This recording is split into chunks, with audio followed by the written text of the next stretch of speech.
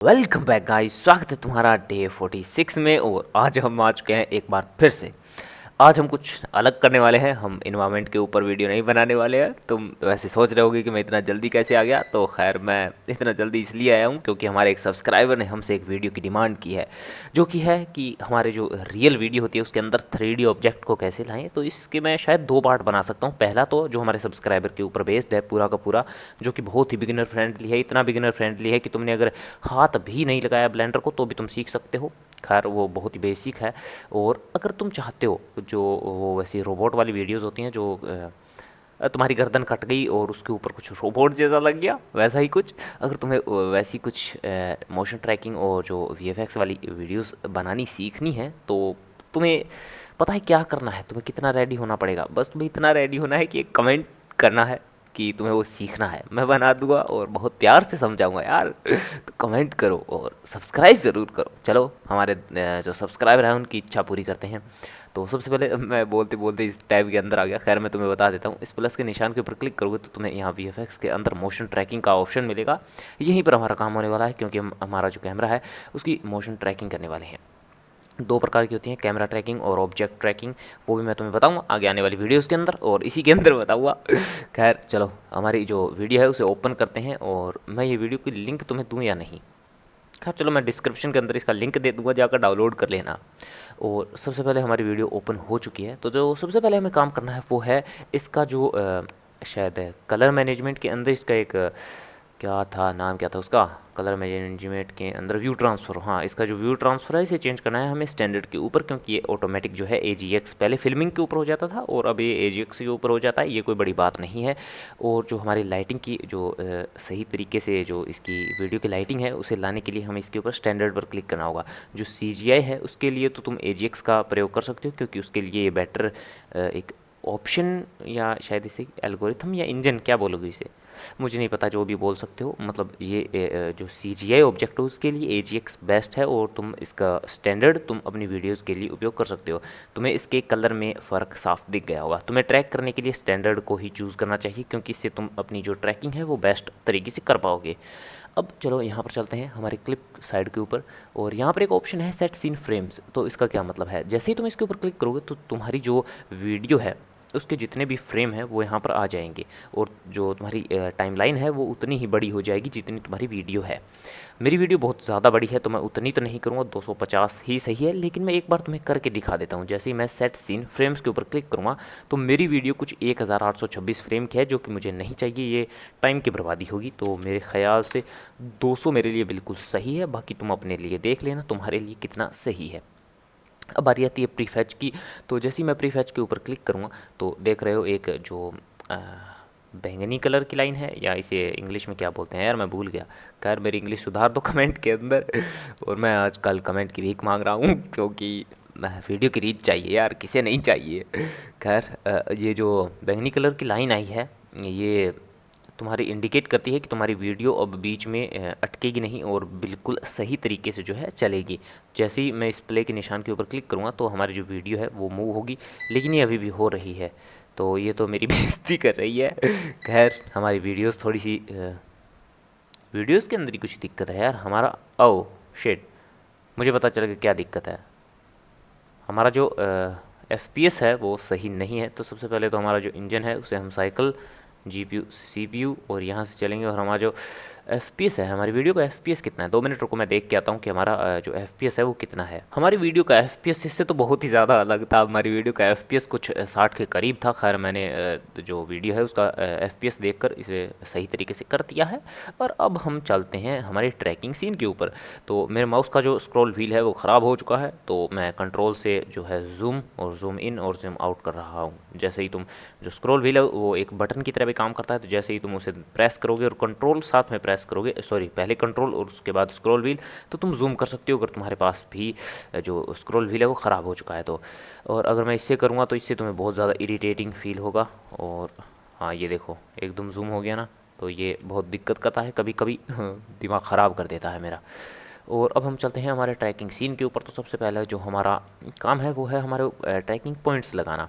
तो trekking marks लगाना। तो जो हमारा ट्रैकिंग मार्क है वो हमारे सीन को ट्रैक करेंगे। तो ये रहा कंट्रोल और लेफ़्ट क्लिक जैसे ही तुम करोगे तो तुम्हारा जो है मार्कर वो लग जाएगा। मैं तुम्हें एक बार जो हमारे की शॉर्टकट की है वो ऑन कर देता हूँ, जिससे कि तुम्हें अच्छी तरीके से पता चले कि मैं कौन सा की प्रेस कर रहा हूँ।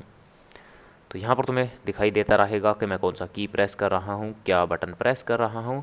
तो मैं दो तीन नहीं, दो तीन से क्या होने वाला है, कम से कम 20 फ्रेम इतने तो तुम्हारे पास ट्रैकिंग पॉइंट्स होने ही चाहिए, जिससे कि जो तुम्हारी वीडियो है वो अच्छी तरीके से ट्रैक हो जाए।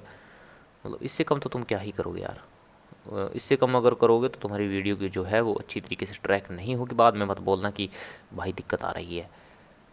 मैं एक बार ये पॉइंट्स लगा लेता हूँ। और ये मैंने कोई कुछ ख़ास इसके अंदर नहीं किया है, मतलब वीडियो जो मैंने शूट की थी तो ये जो पत्थर जो तुम्हें दिख रहा है ये बिल्कुल ऐसा ही था। इसके अंदर ये कुछ पॉइंट अपने आप बने हुए थे, तो ये मैंने जानबूझ कर नहीं किया, ये बस अपने आप हो गया। मेरे लिए तो आसानी है, नहीं तो मुझे ट्रैक करने में दिक्कत होती। और अगर तुम्हारे पास पॉइंट नहीं है तो सबसे पहले तुम अगर वीडियो शूट कर रहे हो, खुद की वीडियो शूट कर रहे हो, तो अपने जो पॉइंट्स हैं सबसे पहले वो क्रिएट कर लेना, तभी शूट करना। नहीं तो तुम्हारी वीडियो है वो ट्रैक नहीं कर पाओगे अच्छे से। और कितने पॉइंट हो गए हमारे पास? मेरे ख्याल से इतने बहुत हैं यार, या एक दो और ऐड कर लेते हैं, उसके बाद नहीं करेंगे।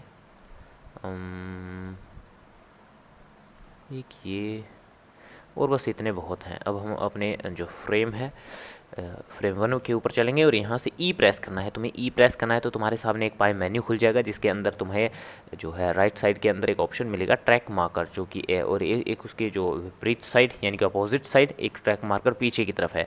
तो अगर तुम्हारा जो नीचे टाइमलाइन के अंदर 1 के ऊपर है जो मार्कर, तो तुम्हें जो है राइट के ऊपर क्लिक करना है। और अगर तुम्हारा 250 फ्रेम के ऊपर है तो तुम्हें बैकवर्ड ट्रैक करना है। वो तुम्हारे टाइमलाइन के ऊपर है कि तुम्हारा जो पॉइंट है वो कहाँ पर है। मेरा 1 के ऊपर है तो मैं ट्रैक मार्कर्स जो है फॉरवर्ड कर रहा हूँ आगे की तरफ। तो शुरू करते हैं ट्रैकिंग करना। हमारी ट्रैकिंग कंप्लीट हो चुकी है बहुत ही ज़्यादा फास्ट। तो हमारा इतना काम हो चुका है और हमारी ट्रैकिंग मेरे हिसाब से तो सही हुई है। इतना हमारा जो टाइमलाइन है वो कुछ गलत नहीं है। अगर ये तुम्हारा कुछ ज़्यादा ही पीक पर जा रहा है, ये बहुत ज़्यादा अगर ऊंचा नीचा हो रहा है तो दिक्कत है। तो तुम्हें जो तुम्हारे मार्कर्स हैं उसके अंदर तुम्हें दिक्कत आएगी। और दिक्कत कुछ ऐसी आएगी कि अब देख लो ये जो मार्कर्स हैं ये इन अपने पॉइंट्स से ऊपर हट चुके हैं। तो अगर तुम्हारा वीडियो के बीच में अगर ऐसे हो रहा है तो तुम्हें कुछ और डिफरेंट जो मार्कर है वो सेलेक्ट करना पड़ेगा। और एक और ऑप्शन है जो कि तुम्हारी मदद करेगा। और रुको रुको रुको रुको रुको, हमारे मार्कर जो हैं वो शिट मैंने एक ही मार्कर सेलेक्ट कर रखा था भाई, ये हो क्या रहा है। ए प्रेस करना है हमें, इन सभी को सेलेक्ट करना है, ई प्रेस करना है और ट्रैक मार्कर्स। ये अब हुई ना बनी ना बात है। मैं पहले सोच रहा हूँ कि ये सभी वीडियो के अंदर ऐसे कैसे घूम रहे हैं, ऐसे इनका राज नहीं चलेगा। खैर हमारे मार्कर्स बहुत अच्छी तरीके से ट्रैक हो चुके हैं। और मैंने जैसे कि तुम्हें बताया कि अगर यहाँ पर तुम्हें बहुत ज़्यादा हलचल देखने को मिल रही है तो उन्हें डिलीट कर देना। यहाँ पर तुम्हें एक ऑप्शन मिल जाएगा डिलीट करने के लिए, सोल्व के अंदर है शायद, हाँ ये क्लीन अप रहा। क्लीन ट्रैक्स कर सकते हो या फिल्टर ट्रैक्स कर सकते हो, कोई इनमें से कौन सा भी चूज़ करना। तुम्हारे जो ट्रैक हैं वो सेलेक्ट हो जाएंगे, एक्स प्रेस करना और डिलीट कर देना। और तुम्हारे पास यहाँ पर एक ऑप्शन है डिटेक्ट फीचर, पता नहीं है बग है या क्या है। मैं इसके ऊपर जब क्लिक कर रहा था तो ये काम ही नहीं कर रहा, कुछ शायद दिक्कत है। अगर बाद में दिक्कत सॉल्व हुई तो मैं तुम्हें ज़रूर बताऊंगा, लेकिन ये अभी काम नहीं कर रहा है। अगर मैं इसके ऊपर क्लिक करूं तो नथिंग विल हैपन, कुछ नहीं हुआ हमारे पास। चलो हमें इतनी चिंता करने की ज़रूरत नहीं है, हमारे पास ऑलरेडी मार्कर्स हैं। तो अब हमारी बारी है इसके कैमरा को सोल्व करने की। सोल्व करने के लिए हम चलेंगे सोल्व टैब के अंदर और यहाँ पर की फ्रेम के ऊपर क्लिक कर देना। अब यहाँ पर सबसे बड़ी दिक्कत आती है कि तुम जितनी भी वीडियो देखते हो उनके अंदर तुम्हें ये नहीं बताया जाता कि यहाँ पर क्लिक करना क्यों है। बस भाई ने बोला करने का तो करने का, लेकिन ऐसे काम नहीं चलेगा। की फ्रेम के अंदर हमने क्लिक क्यों किया है वो मैं तुम्हें बताता हूँ। की फ्रेम के अंदर हमने क्लिक इसलिए किया है क्योंकि ये ऑटोमेटिक जो ए एंड बी है की फ्रेम जो वो सेलेक्ट कर लेता है। अब ये काम कैसे करता है, सोचो कि तुम्हारी वीडियो है वो बहुत ज़्यादा मूव कर रही है। तो जिस टाइमलाइन के ऊपर तुम्हारी वीडियो सबसे ज़्यादा मूव कर रही है, जिन फ्रेम के बीच में तुम्हारी वीडियो के अंदर बहुत ज़्यादा मोशन है, उन्हें तुम्हें ए और बी की फ्रेम के बीच में सेलेक्ट करना है। तुम ये मैन्युअली कर सकते हो, इस की फ्रेम को हटाना। यहाँ पर देखो ये क्या लिख रहा है, ऑटोमेटिकली सेलेक्ट की frame when solving camera object motion, यानी कि ऑटोमेटिक सेलेक्ट कर लेता है ए और बी को। लेकिन तुम चाहो तो मैन्युअली भी इन्हें कर सकते हो, वो तुम्हारे ऊपर है। तो मैं इसके ऊपर क्लिक कर देता हूँ। फोकल लेंथ, हमारा जो कैमरा होता है, अगर तुमने कैमरा कभी चलाया है तो तुम्हें पता होगा कि कैमरे के अंदर फोकल लेंथ होता है। तो अगर तुम्हारे पास प्रोफेशनल कैमरा या कुछ ऐसा वैसा सिस्टम है कैमरा वाला, तो तुम्हें फोकल लेंथ अगर तुम्हें तुम्हारा कैमरे का पता है तो वो तुम इसके अंदर डाल देना। लेकिन मुझे अब कुछ नहीं पता, मैंने इसके अंदर फ़ोन से वीडियो शूट की थी, तो मुझे इसके फोकल लेंथ और इन सब के बारे में कुछ नहीं पता। तो मैं इन सब को सेलेक्ट कर लेता हूँ। नीचे वाला सेलेक्ट नहीं करेंगे, इन सब को सेलेक्ट करेंगे। ये कैमरे की सेटिंग है जो ये अपने आप जो है खोज लेगा कि कितना फोकल लेंथ या ऑप्टिकल सेंटर ये क्या है, ये अपने आप ढूंढ लेगा इन सब को। और अगर तुम्हारा जो शॉट है वो ट्राइपॉड, यानी कि तुम्हारा जो कैमरा है वो स्टिल है, हिल नहीं रहा है, तो तुम इस ट्राइपॉड को सेलेक्ट कर सकते हो की फ्रेम के बजाय। तो अब आई है हमारे सोलो कैमरा मोशन को क्लिक करने की। जैसे ही तुम सोलो कैमरा मोशन क्लिक करोगे तो तुम्हारे यहाँ पर जो है सोलो एरर आएगा 0.18 पिक्सल। तो ये अगर 0.2 से कम है तो मतलब समझ जाओ कि तुम गुड हो, मतलब तुम्हारा जो सोलो एरर है वो बहुत अच्छा है, तुम्हें दिक्कत नहीं होगी। लेकिन ये जितना कम होगा उतना ही अच्छा है। अगर तुम्हारा 1 पिक्सल आ रहा है तो भाईजान बहुत बड़ी गलती कर रहे हो, इतना भी नहीं, ये बहुत ज़्यादा दिक्कत देगा बाद में। तो इसे कम ही रखना, 0.2 से तो कम ही रखना। खैर, और अगर तुम्हारे इसके अंदर दिक्कत आ रही है और मैं अगर बताना चाहूँ कि इसे कम कैसे करना है, तो तुम्हारे जो की फ्रेम है, यानी की फ्रेम क्या, जो मार्कर हैं जो कि तुमने अभी यहाँ पर प्लेस किए थे, उन्हें या तो तुम बहुत कम यूज़ कर रहे हो, और अगर कम यूज़ कर रहे हो तो उन्हें बढ़ा देना। और अगर कम यूज़ नहीं कर रहे हो और बहुत ही घटिया मार्कर यूज़ कर रहे हो जो कि बीच बीच में हट रहे हैं, और तुम्हारी जो ये जो रेखा बताई थी फ्यूचर रेखा, तो ये अगर बहुत ज़्यादा ऊपर नीचे हो रही है तो ये तुम्हारे सोलो एरर को बढ़ाने का एक प्रमुख कारण है। तो इसका तुम देख सकते हो। वैसे तुम एक एक मार्कर को सेलेक्ट कर कर डिलीट कर सकते हो, वो तुम्हारे ऊपर है, तो वो तुम कर सकते हो। और अब हम आ जाते हैं थोड़ा सा नीचे की तरफ। मैं क्लीन अप वाले सेक्शन को बंद कर देता हूँ क्योंकि हमने डिटेक्ट फीचर नहीं किया था, तो हमें क्लीन अप करने की ज़रूरत भी नहीं है। अब हम आ जाते हैं हमारे ओरिएंटेशन के ऊपर। तो अब ये क्या काम करता है, सबसे पहले तो हम सीन सेटअप के ऊपर चलेंगे और यहाँ से सेटअप ट्रैकिंग सीन के ऊपर क्लिक करेंगे। ये हमारा लेआउट के अंदर जो है, जो सीन है उसे सेटअप कर देगा, और जो हमारा बैकग्राउंड है, जो कैमरा है, उनके अंदर ये अपने आप जो है एक ग्रुप बना देगा, शायद कुछ ऐसा ही, मतलब हमारा जो सीन है उसे सेटअप कर देगा, जैसा इसका मतलब है। और अब हम चलेंगे यहाँ पर, हम जो 3 पॉइंट हैं उन्हें सेलेक्ट करेंगे। और 3 ही क्यों करेंगे मैं तुम्हें बताता हूँ अभी। इन तीनों को मैं सेलेक्ट कर लूँगा, और यहाँ पर जब हम फ्लोर के ऊपर क्लिक करेंगे तो यहाँ पर ये देखो क्या बोल रहा है, set plane based on 3 selected bundles of by moving camera. तो हमें 3 जो इसके ट्रैकर मार्कर्स, या क्या बोलोगे तुम्हें जो बोल सकते हो, इन्हें सेलेक्ट करना है और फ्लोर के ऊपर क्लिक करना है, तो ये अपने आप फ्लोर है जो डिटेक्ट कर लेगा। अब हमें एक पॉइंट सेलेक्ट करना है और उसे सेट ओरिजिन के ऊपर क्लिक करना है।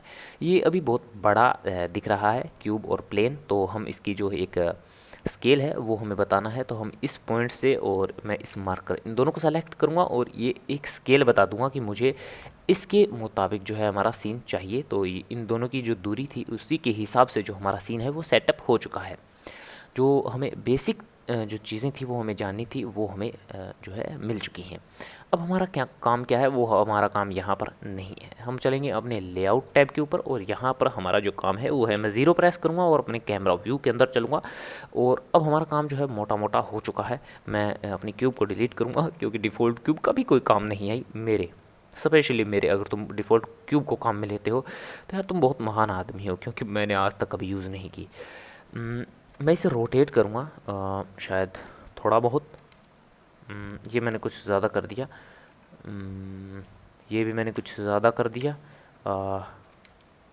25 ये भी मैंने ज़्यादा कर दिया, 20, और ये मैंने बहुत ही सही कर दिया। बड़ा तुक्का बहुत देर से लगा लेकिन बहुत ज़्यादा सही लग गया वे। और हम इसे थोड़ा सा बड़ा करेंगे एक्स डायरेक्शन के अंदर, नहीं एक्स डायरेक्शन के अंदर तो नहीं करेंगे, वाई डायरेक्शन के अंदर करेंगे, और एस ऑन एक्स। अब हम इसे जी ऑन एक्स, ये बहुत ज़्यादा अच्छी तरीके से जो है इसके साथ अलाइन हो चुका है। और अगर तुम चाहते हो कि ये जो y और जो x है ये बहुत ही अजीब तरीके से आ रहे हैं, तो वापस से हम चलेंगे अपने मोशन ट्रैकिंग के ऊपर, और यहाँ से हम इसे सेलेक्ट करेंगे और सेट एक्सिस तो आओ, sorry sorry, set y x, इसे तुम अपने हिसाब से लगा कर देख सकते हो कि तुम्हारा कौन सा सेट बैठ रहा है। और ये देखो, अब y और जो x है वो एकदम सही डायरेक्शन के अंदर आ चुके हैं, लेकिन मुझे नहीं चाहिए। खैर मैंने पहले ही इसे सेट कर लिया था, तो मैं कंट्रोल Z प्रेस कर दूंगा। मुझे तुम्हें सिर्फ बताना था कि तुम इसे कैसे अलाइन कर सकते हो, वो तुम्हारे ऊपर है कि तुम करते हो कि नहीं। मैंने खैर वैसे ही कर लिया। और अब हमारी बारी है, हमारे पास एक मॉडल होना चाहिए। सबसे पहले हमें जिसकी ज़रूरत है वो है एक मॉडल। तो शिफ्ट ए प्रेस करेंगे और यहाँ से हमारा फेवरेट मंकी हेड। तो मंकी हेड नहीं, आज हम मंकी हेड को यूज़ नहीं करेंगे, आज हम एक कार को यूज़ करेंगे, जो कि हम यहाँ से विज़िट करेंगे एक ब्लेंडर किट के ऊपर, जो कि हमें बहुत सारी कार्स दे देगा। देखो यहाँ पर फाउंड जो रिज़ल्ट बता रहा है वो 5041 बता रहा है, तो हमें इतने सारे ऑप्शन मिले हैं। और ये रहा, ये सब लोग हैं, तो ये हमें बता रहा है कि तुम्हारी औकात नहीं है, भाग जाओ यहाँ से। लेकिन भागना नहीं है, यहाँ पर तुम्हें एक ऑप्शन मिलेगा फ़िल्टर, और यहाँ से फ्री फर्स्ट के ऊपर जैसे ही तुम क्लिक करोगे तो कुछ नहीं होगा, मजाक कर रहा हूँ, होगा ज़रूर कुछ होगा। ये जो जितने भी तुम्हें जो फर्स्ट में ऑप्शन मिलेंगे वो फ्री होंगे, तो तुम कोई सा भी यूज़ कर सकते हो। खैर मुझे तुम्हें क्या लगता है कौन सा यूज़ करना चाहिए? अ, ये कुछ अच्छी लग रही है, तो यही हम यूज़ करेंगे। यहाँ पर हमारे मैक्लेरन को यहाँ पर जो है प्रेस कर देंगे। और यह ध्यान रखना, इसके लिए तुम्हें इंटरनेट की ज़रूरत पड़ेगी, क्योंकि ये ऑनलाइन डाउनलोड करता है मॉडल। और इसके अंदर मॉडल मुझे बहुत अच्छे मिल जाते हैं यार, इसके अंदर मॉडल जो है वो बुरे नहीं हैं। कभी कभी मुझे बहुत ज़्यादा अच्छे मिल जाते हैं, और इसकी पोजीशन है वो बिल्कुल सही है। खैर मैं इसे एक पल के लिए हाइड कर देता हूँ, और मैं यहाँ पर और मैं इसे थोड़ा सा बड़ा करूँगा, और मैं Z on y axis and मैं Alt H प्रेस करूँगा इसे अनहाइड करने के लिए। मैं वापस से कैमरा व्यू के अंदर जाऊँगा, और इसकी पोजीशन के साथ हमें थोड़ा बहुत कुछ तो करना पड़ेगा। मुझे इसे वापस से हाइड करना पड़ेगा, इसे सेलेक्ट करना पड़ेगा, और इसे थोड़ा सा छोटा करना पड़ेगा। मुझे R रोटेट ऑन 20, शायद मुझे -20 अप्लाई करना चाहिए था, -20, और ये बिल्कुल सही होना चाहिए। हाँ ये बिल्कुल सही था। और अगर मैं, रुको, एक चीज़ करेंगे हम सबसे पहले, Alt H, इन सभी चीज़ों को अनहाइड करने के लिए मैं 7 प्रेस करूँगा, और यहाँ से भी हम इसे एडजस्ट कर सकते हैं। और यहाँ पर दिक्कत आ जाती है, वही फिर से मुझे इसे हाइड करना पड़ेगा और इन्हें सेलेक्ट करना पड़ेगा G, और यहाँ पर ये मैं तुक्के से ही कर रहा हूँ, बिल्कुल कच्चा कच तुक्का है, इसके अंदर कोई ज्ञान नहीं है, मतलब बिल्कुल प्योर तुक्का लगाया था मैंने। इसे सेलेक्ट करेंगे और इसे डिसेलेक्ट करेंगे, इसे थोड़ा सा बड़ा करेंगे, ज़्यादा बड़ा काम की चीज़ नहीं होती। इसे थोड़ा सा आगे की तरफ करेंगे। शिट, Z एंड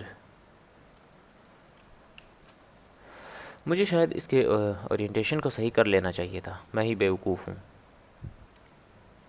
जो मैंने इसके ऊपर ध्यान नहीं दिया। मुझे इसके अंदर थोड़ी सी दिक्कतों का सामना कर रहा है। वैसे मैं ये ट्यूटोरियल के लिए कर रहा हूँ, कौन सा मैं यहाँ बिल्कुल प्रोफेशनल लेवल के ऊपर कर रहा हूँ, तो वो खैर तुम देख कर समझ जाना कि तुम्हें कैसे कैसे करना है। और इसकी जो शेडो है उसके लिए सबसे पहला जो काम है वो हम करेंगे, पहले हम रेंडर व्यू के अंदर चलते हैं। अभी हम सॉलिड व्यू के अंदर हैं, तो रेंडर व्यू के अंदर चलते हैं, और रेंडर व्यू के अंदर हमें कुछ भी दिखाई नहीं दे रहा है हमारी औकात के हिसाब से तो वापस हम अपनी सॉलिड मोड के ऊपर चलेंगे, और यहाँ से हम कुछ तिकड़मबाजी करेंगे जिससे कि हमें कुछ दिखाई दे। तो सबसे पहला जो फ्लो है, जो कि हमारा बैकग्राउंड ही दिखाई नहीं दे रहा, वो ये है कि हमें फिल्मिक के अंदर जाकर जो है इसे ट्रांसपेरेंट के ऊपर सेट करना पड़ेगा। अब क्यों करना पड़ेगा, सवाल तो वही है, हर चीज़ का जवाब, ये सवाल तुम अपने आप से ज़रूर पूछना कि क्यों। मतलब अगर मैं तुम्हें सीधा ही बता दूं कि इस ऑप्शन के ऊपर तुम्हें क्लिक करना है, तो एक सवाल तुम्हें ज़रूर पूछना चाहिए कि ये क्यों करना है, क्योंकि इसी से तुम अपने उत्तर को खोज पाओगे। तो ये मैंने ट्रांसपेरेंट के ऊपर क्यों क्लिक क्यों किया है, तो ये मैं तुम्हें सबसे पहले बता देता हूँ। जैसे हम अपने कैमरा है उसके ऊपर क्लिक करेंगे, तो यहाँ पर चलेंगे हम, यहाँ पर बैकग्राउंड इमेज के अंदर हमारी जो बैकग्राउंड के अंदर जो हमारी पिक्चर चल रही है वो यहीं पर है। तो यहाँ पर तो इसकी ओपेसिटी को सबसे पहले तो फुल कर देते हैं, वो थोड़ी सी ओपेसिटी उसकी कम थी। यहाँ पर अगर तुम देखोगे तो यहाँ पर जो बैक है या हमारा बैकग्राउंड है वो हमारे बैक के अंदर है। तो जो हमारा पीछे बैकग्राउंड दिख रहा है रेंडर मोड के अंदर, मैं 0 प्रेस करूँगा तो यहाँ पर तुम देख सकते हो कि अब हमारा जो बैकग्राउंड है वो दिखने लग गया। पहले ये दिख क्यों नहीं रहा था, क्योंकि हमारा जो पिक्चर है वो बैक के अंदर है, और जैसे ही हमने ट्रांसपेरेंट किया तो जो इसका बैकग्राउंड जो ग्रे बैकग्राउंड होता है शायद इसका, वो आ रहा था, तो वो अपने आप हट गया और कुछ भी नहीं था। तो हमारा जो बैक के अंदर इमेज थी वो अब डिस्प्ले होने लग गई। लेकिन इसके अंदर अब दिक्कत क्या आ रही है, इसके अंदर दो दिक्कत है। पहली तो इसकी शेडो ही नहीं आ रही है, और दूसरी जो दिक्कत है वो इसके अंदर शेडो आएगी कहाँ से, इसके अंदर कुछ लाइटिंग ही नहीं है, हमारा सन कुछ भी नहीं है। तो इसके लिए तुम दो चीज़ों का इस्तेमाल कर सकते हो, जो कि सबसे पहली जो चीज़ है वो है इसके अंदर तुम खुद भी एक सन क्रिएट कर सकते हो, जैसा कि मैं करने वाला हूँ। यहाँ पर मैं एक सन को लूँगा और मैं 7 प्रेस करूँगा और जी, और यहाँ से इसकी जो डायरेक्शन है वो तुम ऐसे नहीं करना है तुम्हें, थोड़ा सा प्यार से, और इसकी डायरेक्शन के साथ थोड़ा प्यार से खेलो यार, इतना भी हरामीपंती अच्छी नहीं। हाँ, अब ये बिल्कुल सही है। मैं वापस से इसके अंदर चला जाऊँगा और यहाँ पर देखेंगे तो इसके अंदर लाइट आ चुकी है और ये सीन के साथ कुछ मैच भी कर रही है यार। मुझे इतना उम्मीद नहीं थी कि मैं इतना अच्छा भी क्रिएट कर दूँगा। आओ, ये तो लाजवाब है, ये कुछ ज़्यादा ही लाइटिंग अच्छी तरीके से मैच हो गई इसके साथ। और अब इसके अंदर जो दिक्कत आ रही है वो है इसकी शेडो। तो हम शेडो के ऊपर भी काम करेंगे, लेकिन मैं सबसे पहले तुम्हें क्या बात बता रहा था। हाँ, तुम HDRI को भी यूज़ कर सकते हो। HDRI तुम्हें कहाँ से डाउनलोड करना है वो मैं बहुत बार बता चुका हूँ। तुम इस्तेमाल कर सकते हो, पोली हेवन साइट है एक, कुछ साइट का नाम तो था यार, मुझे याद नहीं आ रहा। और सबसे ज़रूरी, तुम ब्लेंडर किट से यहाँ पर मटेरियल, हमारे पास एक वर्ड का, हाँ, फाइंड HDRI, तुम्हारे पास बहुत सारे ऑप्शन मिल जाएंगे फ्री के अंदर, तो तुम इससे इंपोर्ट कर सकते हो जो भी तुम्हें चाहिए, और HDRI को भी तुम कस्टमाइज़ कर सकते हो। मैं तुम्हें अगर सिंपल सा बताऊं तो एक तरीका है, तुम जब कहाँ गया वो शेडर एडिटर के अंदर, जब तुम वर्ल्ड की प्रॉपर्टी के अंदर जाओगे तो वहाँ पर तुम जब Ctrl+Shift+T, हाँ शायद यही ऑप्शन है, उसके ऊपर क्लिक करोगे तो तुम्हारे सामने दो मैप आएंगे, एक आएगा मैपिंग और एक शायद टेक्सचर कोऑर्डिनेट कुछ करके आएगा। तो तुम्हें मैपिंग के अंदर जो वैल्यूज़ हैं रोटेशन की, उसे तुम जब मूव करोगे तो तुम उसके जो HDRI का बैकग्राउंड है उसे मूव कर पाओगे। ये शायद मैंने एक वीडियो के अंदर बताया था, मुझे याद नहीं आ रहा, मैंने खैर तुम्हें बता दिया। तुम अगर करना चाहो तो HDRI के साथ एक्सपेरिमेंट कर सकते हो। अब हम अपने जो ज़रूरी चीज़ है उसके ऊपर आ जाते हैं। हमारी शेडो नहीं आ रही है, क्यों नहीं आ रही है? तो सबसे पहली दिक्कत है इसकी, हमने साइकिल्स के ऊपर सेलेक्ट कर रखा है। यहाँ पर चलेंगे इसकी व्यू पोर्ट डिस्प्ले के अंदर, और क्या दिक्कत आ रही है सबसे पहले यही देखेंगे। Visibility, shadow catcher, hold out, texture से हम इसको वायर में कन्वर्ट करेंगे। सबसे पहला काम जो हमारा, हम वापस से 0 प्रेस करेंगे।